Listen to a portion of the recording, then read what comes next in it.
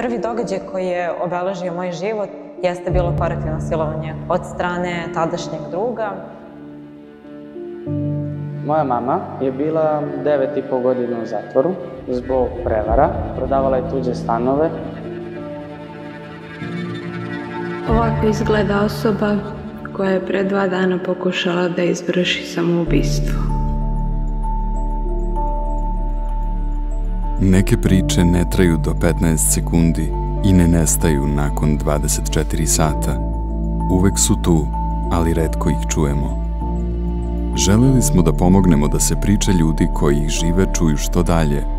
Odlučili smo da prekinemo tišinu i pokrenemo projekat Neću da ćutim.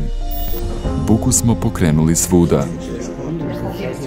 Bili smo glasni dok čitaju vesti, listaju storije i prelaze feedove.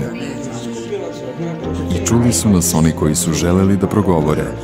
Još sećam kao mali da je imao i pištolj. I da je majci pretio pištoljem i... Depresija želi da svi nestanete. Ali nemojte. Molim vas. Činjenica da vam je preminulo dete je nešto što ne možete da promenite. Najmanje su bolele fizičke batine, najviše su bolela odbacivanja i nerazumevanja. Ne zatvarajte, majke, oči. Svakog dana možete da znate da vam se dete drogira. Kako je traktor odmicao, kako je odlazio, tako smo mogli da vidimo da naše naselje i stanovi zapravo gore.